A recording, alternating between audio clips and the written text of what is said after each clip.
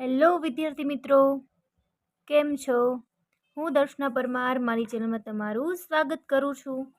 તમે જોઈ રહ્યા છો રાહદર્શ એજ્યુકેશન, જેમાં આજે આપણે ભણવાના છીએ ધોરણ 9 વિકાસ અસાઇનમેન્ટ સોલ્યુશન પ્રથમ સત્ર માટે 2025 વિષય ગણિત.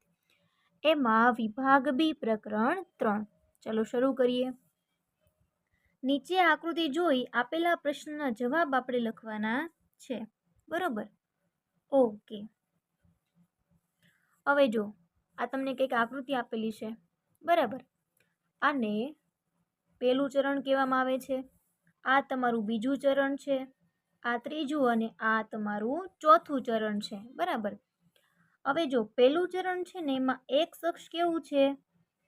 પ્લસ છે, અને વાય અક્ષ પણ કેવી છે? પ્લસ છે. અને ત્રીજું ચરણ છે એમાં બંને અક્ષો કેવી હશે? માઇનસ હશે. બીજા ચરણમાં એક્સ અક્ષ કેવા છે? માઇનસ, અને વાય અક્ષ પ્લસ. તો બસ એનાથી ઉલટું ચોથા ચરણમાં હશે પ્લસ અને માઇનસ. ઓકે, આટલું સમજાઈ ગયું? હવે આગળ જો, બિંદુ એફ ના યામ જણાવો. હવે બિંદુ એફ ક્યાં છે? તો કે આપણે જોઈએ તો આપણને બિંદુ એફ ક્યાં? અહીંયા જોવા મળે છે. તો જો એક્સ અક્ષ પર 0 છે ને વાય અક્ષ પર કેટલા છે? -4. તો આના યામ કેટલા થશે? 0 અને -4. કેમ 0 લખ્યા? તો કે એ બિંદુ વાય અક્ષ ઉપર આવેલું છે, બરાબર? બિંદુ ઓ ના યામ, હવે બિંદુ ઓ ક્યાં છે? જોવું જોઈએ તો કે અહીંયા આપેલું છે, તો આ તો ઉગમ બિંદુ છે. હવે ઉગમ બિંદુના યામ કેટલા હોય? 0 અને 0 હોય, બરાબર? હવે જો વાય અક્ષથી 3 એકમ લંબ અંતરે આવેલા બિંદુઓના નામ અને યામ લખો, બરાબર? જો વાય અક્ષથી 3 એકમ લંબ અંતરે આવેલા, બરાબર? ચલો, આ વાય અક્ષ છે, આ એક્સ અક્ષ છે, બરાબર? ઓકે, સૌથી પહેલું જે છે નામ છે જે, બરાબર? એને શું કીધું? વાય અક્ષથી 3 એકમ લંબ અંતરે, બરાબર? વાય અક્ષથી 3 એકમ લંબ અંતરે જે બિંદુ છે. કયું બિંદુ છે મિત્રો? જે બિંદુ છે. જો બોલું એ રીતે લખતા જાજો, બરાબર? ઓકે, તો પહેલો જવાબ આવશે જે બિંદુ જેના યામ શું છે? એક્સ અક્ષ ઉપર 3 અને વાય અક્ષ ઉપર છે 5. ઓકે, ચલો એની પછી બીજું કયું બિંદુ છે? આ કે 3 અને 3. પહેલા એક્સ અક્ષ લખવાની, પછી વાય અક્ષ લખવાની, બરાબર? અને ત્રીજું બિંદુ છે આઈ. જો એમાં પણ એવું છે -3 અને -5, બરાબર? તો જે કે અને આઈ બિંદુઓ એનો જવાબ આવશે, અને યામ પણ મેં તમને અહીંયા લખી દીધા છે. હવે ચોથો પ્રશ્ન, એક્સ અક્ષથી 3 એકમ લંબ અંતરે આવેલા બિંદુ. તો જો આ આપણી એક્સ અક્ષ છે, બરાબર? તો કે બિંદુ જોવું જોઈએ, લંબ અંતરે આવેલું છે, તો કે હા.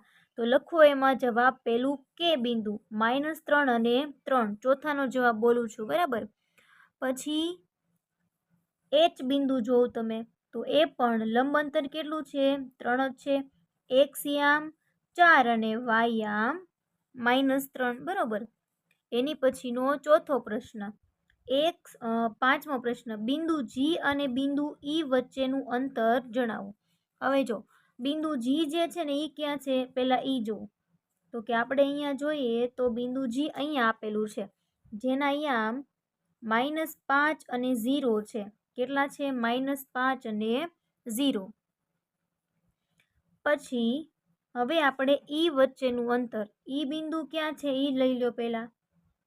ઈ બિંદુ આવેલું છે ક્યાં છે? અહીંયા, કે જેના યામ કયા છે? તો કે 7 અને 0 છે. હવે એને શું કીધું છે? તો કે ઈ બંને વચ્ચેનું અંતર કેટલું છે, બરાબર?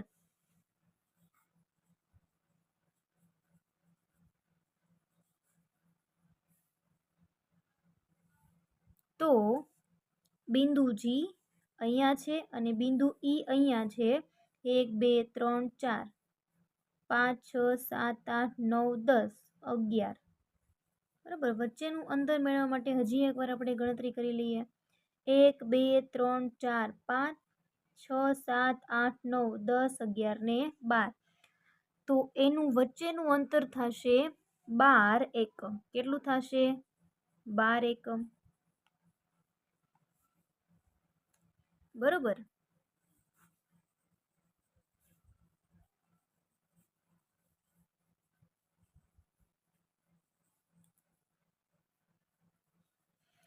એની પછી બિંદુ ડી અને બિંદુ એફ વચ્ચેનું અંતર એને ગોતો. ચલો બિંદુ ડી અને બિંદુ એફ જો અહીંયા ઉપર જ છે. ડી અને એફ વચ્ચેનું અંતર કેટલું છે એ જોઈ લઈએ. ચલો 1, 2, 3, 4, 5, 6, 7, 8, આ 9 અને આ 10. તો કેટલું અંતર થયું? 10. જો તમારે આ બિંદુઓને પણ ગણી લેવાના છે. તો એનું અંતર થશે 10 એકમ. બરોબર. હવે પ્રશ્ન નંબર 2 આપણે લખીએ.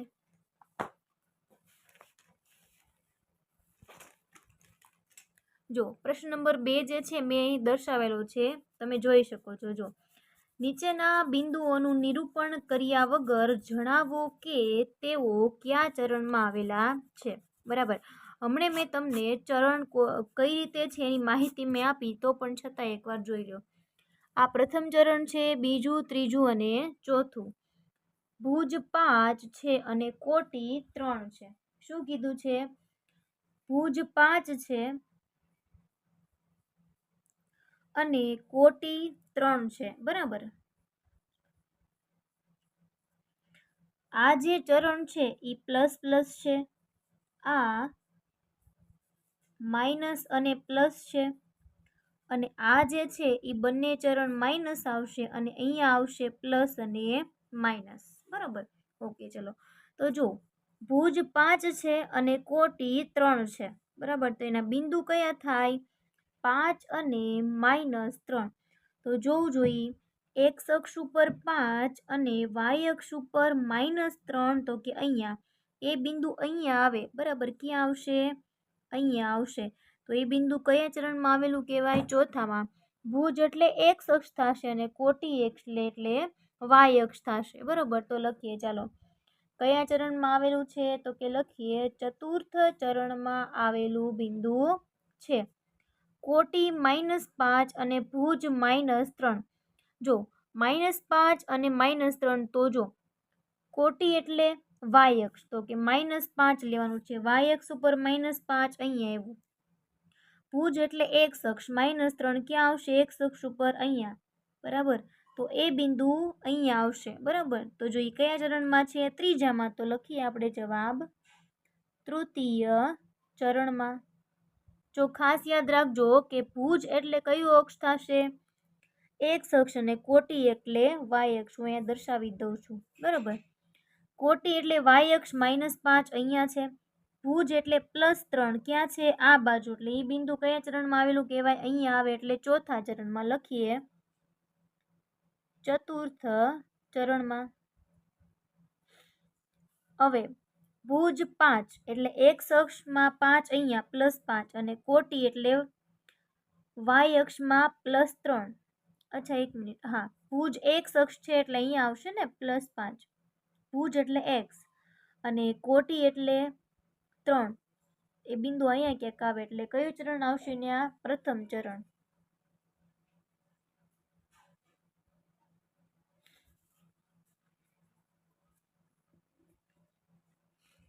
ચલો એની પછી પ્રશ્ન નંબર 3. જો 2x - 3 y + 3 તથા x + 7 2y - 2 એ સમાન બિંદુઓ હોય તો x અને y ની કિંમત શોધો.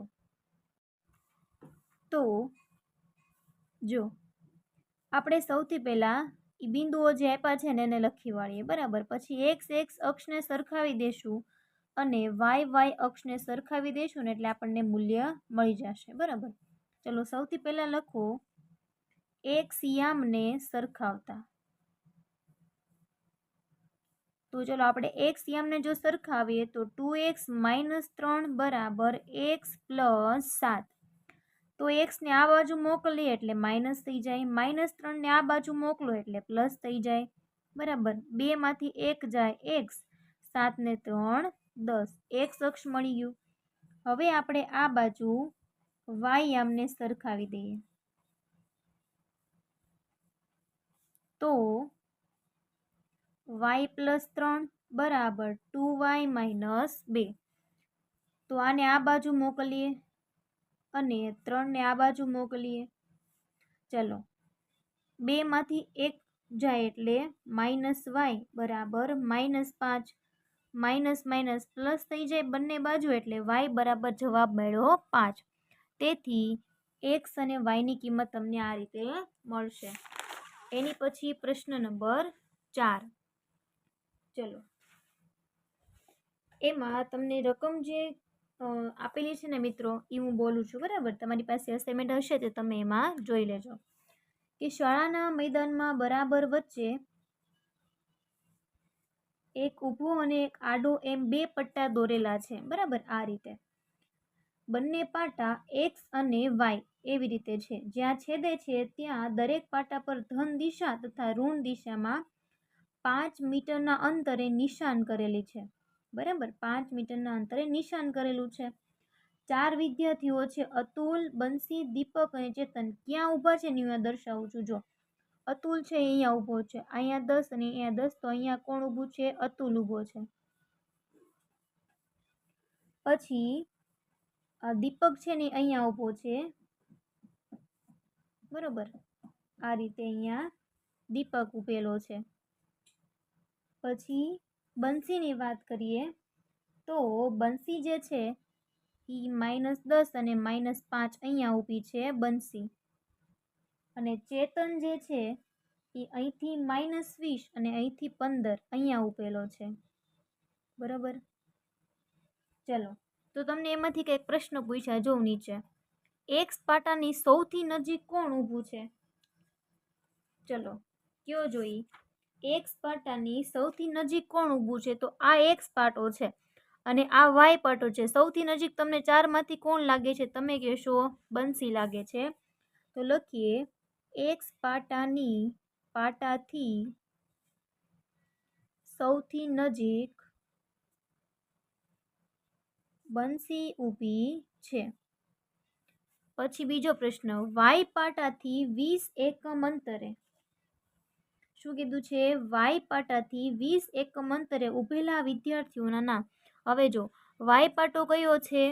આ છે, બરાબર? એમાં 20 એકમ અંતરે કોણ કોણ છે? તો કે જો અહીંથી હાલો તો 20 એકમ અંતરે ચેતન છે અને આ બાજુથી હાલો તો 20 એકમ અંતરે દીપક છે। તો લખીએ ચાલો y પાટાથી 20 એકમ અંતરે ચેતન અને દીપક ઊભેલા છે। ત્રીજો પ્રશ્ન x પાટાથી 20 એકમ અંતરે કોણ ઊભેલું છે? હવે x પાટો જોવાનું છે, બરાબર? આ x પાટેથી એટલે આપણે જોવાનું x પાટાથી કોણ ઊભું છે? તો કે જો અહીંથી જોઈએ તો નથી,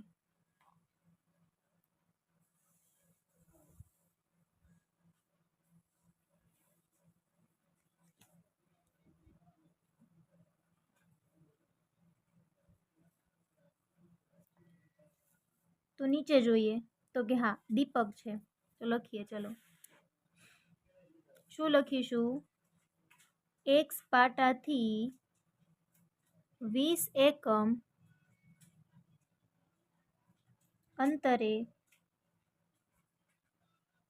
દીપક ઊભેલો છે। પછી y પાટાથી 10 એકમ અંતરે ઊભેલ વિદ્યાર્થી। ચલો y પાટાથી 10 એકમ અંતરે ઊભેલ વિદ્યાર્થીઓ જોઈ લઈએ। તો જોવું જોઈએ y પાટાથી 10 એકમ અંતરે કોણ છે? અતુલ। અહીંથી 10 એકમ અંતરે અતુલ છે અને આ બાજુથી 10 એકમ અંતરે બંસી છે। તો જોઈએ ચલો y પાટાથી એકમ અંતરે ઊભેલ વિદ્યાર્થીઓના નામ કયા કયા છે? અતુલ અને બંસી। તમે આખા વાક્યમાં જવાબ લખી નાખજો। પાંચમો પ્રશ્ન છે નીચેની યાદીમાં આપેલા બિંદુઓનું સ્થાન કયા ચરણ અથવા કયા અક્ષ પર હોય તે જણાવો. હવે જો આપણને બિંદુઓ તો અહીંયા આપી જ દીધેલા છે, બરાબર. તો એ મેં તમને આલેખ એક નાનકડો એવો દોરીને બતાવ્યો છે. -3 અને -5, એક્સ અક્ષનું -3 અહીંયા, વાય અક્ષનું -5 અહીંયા, બરાબર. તો અહીંયા પી બિંદુ છે. આ કયું ચરણ થયું? પહેલું, બીજું, ત્રીજું અને ચોથું. તો કયું ચરણ થયું? એ તૃતીય ચરણ થયું. કયું ચરણ થયું? તૃતીય ચરણ. પછી કયું બિંદુ છે? 0 અને 5 અહીંયા આવશે, એટલે કયા અક્ષ ઉપર છે? વાય અક્ષ ઉપર છે. પછી +3 અને +4 એટલે અહીંયા આવશે બિંદુ. કયા ચરણમાં છે? એ પ્રથમ ચરણમાં છે. કયા ચરણમાં છે? પ્રથમ ચરણમાં. પછી -3 અને +5 કયા ચરણમાં છે? એ દ્વિતીય ચરણમાં આવેલું બિંદુ છે. જો આ પાઠ સાવ સહેલામ સહેલો છે, પણ તમને આવડે તો.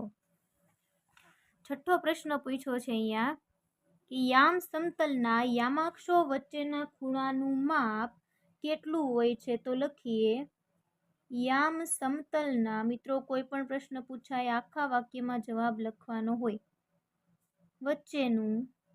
વચ્ચેના ખૂણાનું માપ 90 છે. એક્સ અક્ષ અને વાય અક્ષ દ્વારા બનતા સમતલના દરેક ભાગને શું કહે છે? તો લખીએ આપણે, શું લખીશું આપણે? એક્સ અક્ષ અને વાય અક્ષ દ્વારા બનતા સમતલના દરેક ભાગને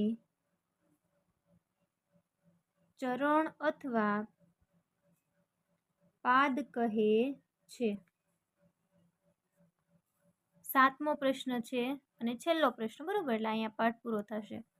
જો a બરાબર 5, b બરાબર -5, c બરાબર -3 અને d બરાબર 3 હોય તો a - b અને c - d. ઓકે, ચલો a - b, c - d. આનું પહેલા જોઈ લઈએ. a ની કિંમત 5, અહીંયા -5, પછી c ની કિંમત -3 અને d ની કિંમત -3. તો જોઈએ, માઇનસ માઇનસ પ્લસ થઈ જાય. 5 + 5, અહીંયા માઇનસ માઇનસ પ્લસ, એટલે 3 ને 3 -6, 5 ને 5 10 અને -6. તો જો પ્લસ છે અને આ સંખ્યા કેવી છે? માઇનસ છે, બરાબર. તો અહીંયા આપણે જોઈએ તો આ પહેલું, બીજું, ત્રીજું અને ચોથું ચરણ હતું. ત્રીજું ચરણ કેવું હતું? માઇનસ. આ બંને ચરણમાં આ કેવું હતું? Plus plus. આ કેવું ચરણ છે? પ્લસ અને માઇનસ. તો જો સંખ્યા કેવી? પ્લસ અને માઇનસ મળી. તો આ જે છે એ કયા ચરણમાં આવેલું બિંદુ હોય? ચતુર્થ ચરણમાં આવેલું બિંદુ હોય. એની પછી હજી એક સંખ્યા તમને આપી છે કે એ આપણે ગોતવાની છે. એના છેદમાં c અને b ના છેદમાં d. તો ચાલો, a બરાબર 5 અને c બરાબર -3, b બરાબર -5 અને d બરાબર 3. તો જો બંને સંખ્યા કેવી આવી? માઇનસ માઇનસ અક્ષ આવે ને, તો એ તૃતીય ચરણમાં આવેલું બિંદુ થાય. તો આ પ્રકરણ જે છે એ પૂર્ણ થાય છે. મિત્રો, તમને આમાં કાંઈ પણ ડાઉટ હોય તમે કમેન્ટ કરી શકો છો. અને જો તમે મારી ચેનલ પર નવા હોય તો વિડીયોને લાઇક, શેર અને સબસ્ક્રાઈબ કરી શકો છો. Thank you.